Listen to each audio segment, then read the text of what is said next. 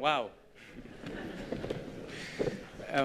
Ήρθα εδώ για να σας πω ότι η κρίση, καταρχάς γιατί μιλάω στα ελληνικά, γιατί όλα τα είχα γράψει στα αγγλικά, αλλά μπερδεύτηκα τώρα με το μικρό. Οπότε, ξανά από την αρχή.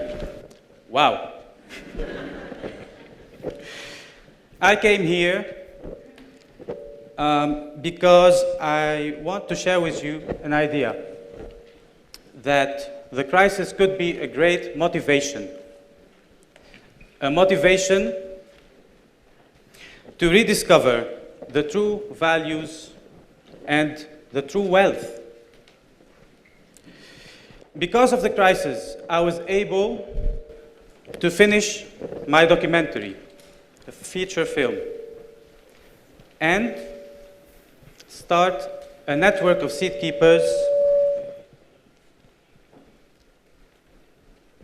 and found an association.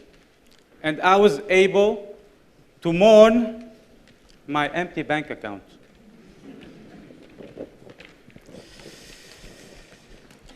Growing up in Lebanon during the war made me appreciate the simple pleasures of life.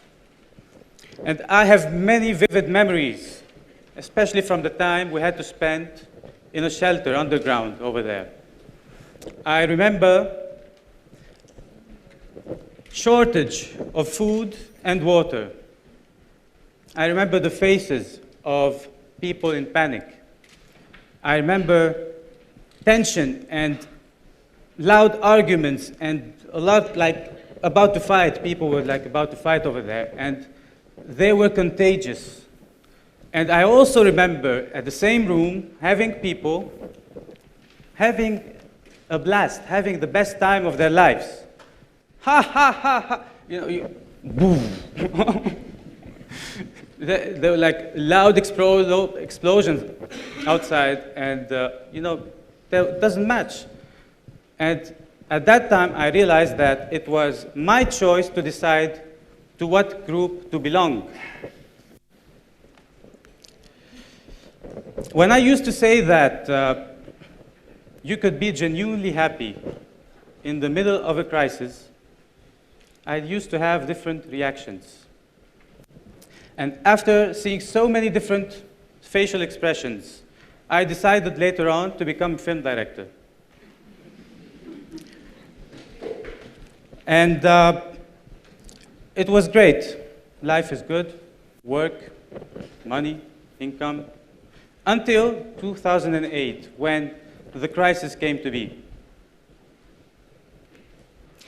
The first business to get the blow was the advertising industry that I used to work for. And you know something, the crisis is not something, it's not a switch. It's not a switch that you turn on and off. It crawls on you little by little. At first, everything is normal. You go to work, you get paid, you spend. And then some people start paying you some money. Then all people start paying you all of your money. And in turn, you start paying other people some money.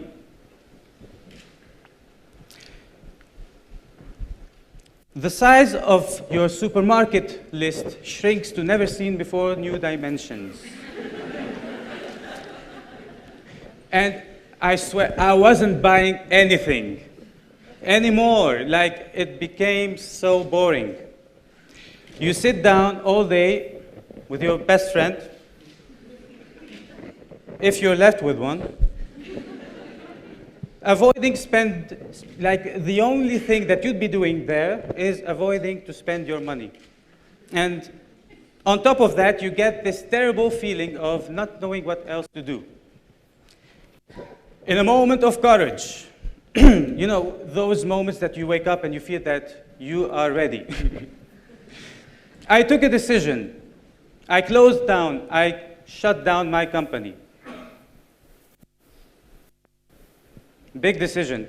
I left my rent apartment. I grabbed my camera and drove away, believing that only by being next to the source of our food, things would be better. And I was learning how to grow my own food. And I thought I found the solution that, wow, that's it. How come nobody knows about it? Until I touched base with what was really going on at the source of our food. I found out that natural seeds that are able to reproduce themselves for free, they have been replaced by the F1 hybrids and the genetically modified seeds. If they were humans, those F1 hybrids would be the babies of two true blood parents. A true blood parent is when his own parents are brothers and sisters. So it's like a lot of incest in the making of those F1 hybrids. And just like humans, to reproduce those babies is a little bit, you don't want to go there. And, it comes to me, if it's hard, to understand what I'm saying, you have to think about the return of the zucchini.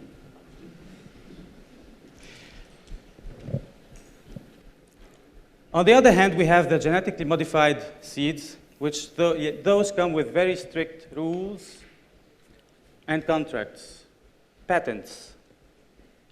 Bottom line is that we cannot collect our own seeds from the varieties, from the commercial varieties that are there.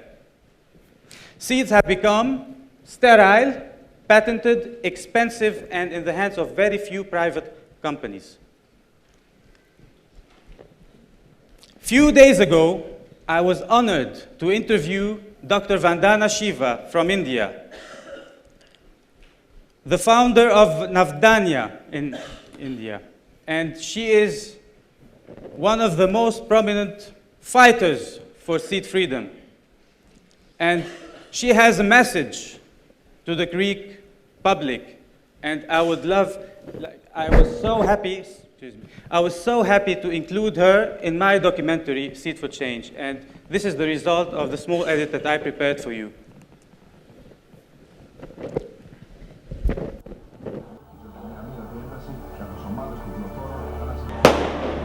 The economy is crashing for people. It's doing very well for the banks, but we have to build other economies. And in these other economies, the currency is life. Away from the fiction of corporations which are destroying our societies through their greed, and the fiction of money as well, to creation of real wealth. After all, our health is real wealth. Our freedom is real wealth. Our communities are real wealth. Our seeds are real wealth. They don't want farmers to have their own seed, so in Europe they've created a new seed legislation. The kind of laws being put in place allows these companies to use governments and courts to sue.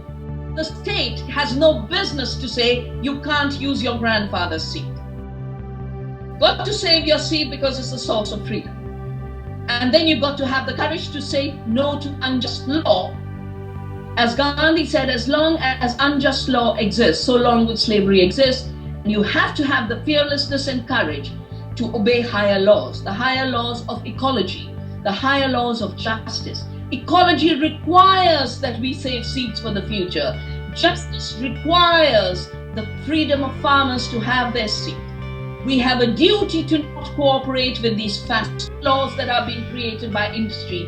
And that's why I have given a call for 2nd October, which is Gandhi's anniversary, around the world to say, we will not obey these fast laws. We will seek freedom.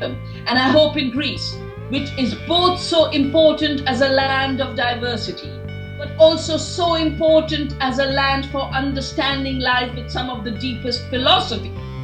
Not just Greece to find another way, but Europe to find another way, and the world to find another way. Producing your own food, in my view, is the most important transition, and everyone must become a seed saver. Save a seed in a pot, in a balcony. We should turn our rooftops into gardens which are seed sanctuaries. Because the seed is centuries of evolution, a gift of our ancestors, and needs to be saved as a gift for future generations.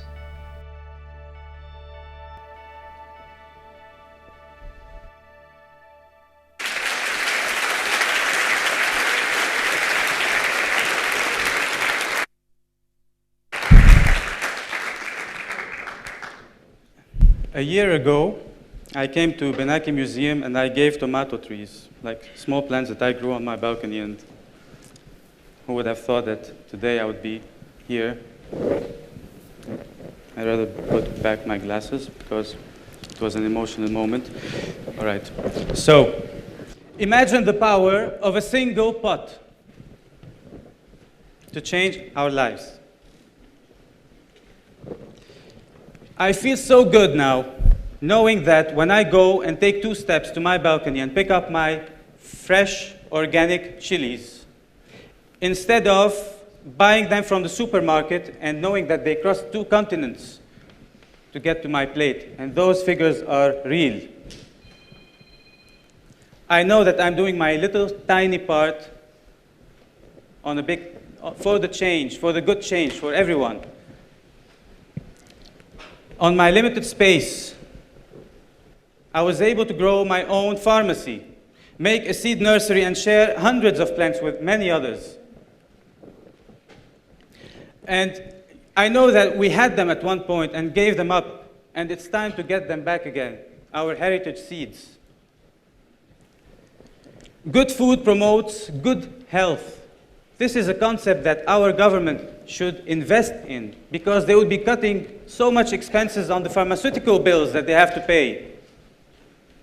When I go and pick up few herbs to treat my cough, to treat normal, like everyday things that you might have, I'm doing my step.